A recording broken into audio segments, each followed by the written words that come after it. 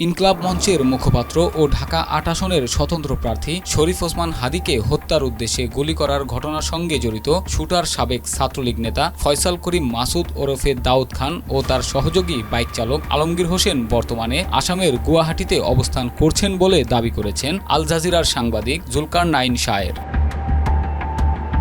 রবিবার ১৪ ডিসেম্বর নিজের verified Facebook আইডিতে দেওয়া এক পোস্টে তিনি এমন দাবি করেন। পোস্টে শায়ের বলেন, তারা ১২ ডিসেম্বর সন্ধ্যায় সীমান্ত পাড়ি দিয়ে ভারতে প্রবেশ করে বলে নিশ্চিত হওয়া গেছে। তাদের বর্তমান অবস্থান আসামের গুয়াহাটি শহরে।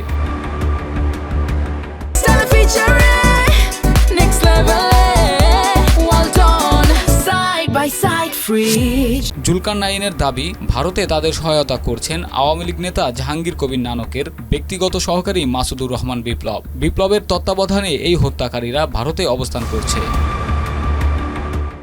হাদীর উপর হামলার বিষয়ে তিনি বলেন, নির্ভরযোগ্য সূত্রে জানা গেছে অত্যন্ত পরিকল্পিতভাবে এই আক্রমণ করা হয়েছে এবং আরও কয়েকটি হিট টিমের একই রকম ঘটনার পুনরাবৃত্তির পরিকল্পনা রয়েছে।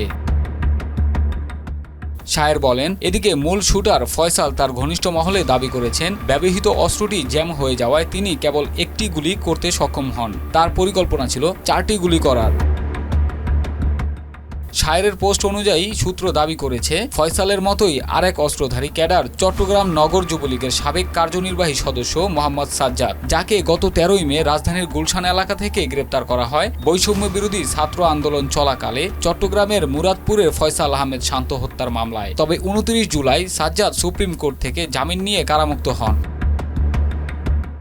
অনতিবিলম্বে কার্যক্রম নিষিদ্ধ সংগঠনের যেসব অস্ত্রধারী ক্যাডারকে বিভিন্ন মামলায় জামিন দেওয়া হয়েছে তাদের প্রত্যেকের বর্তমান অবস্থান যাচাই ও কর্মকাণ্ড সম্পর্কে খোঁজ নেওয়া জরুরি বলে দাবি করেছেন সাংবাদিক শায়ের।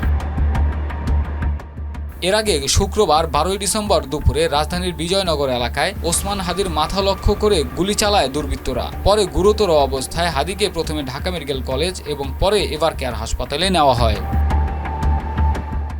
রাসেল হুসাইন, মাই টিভি।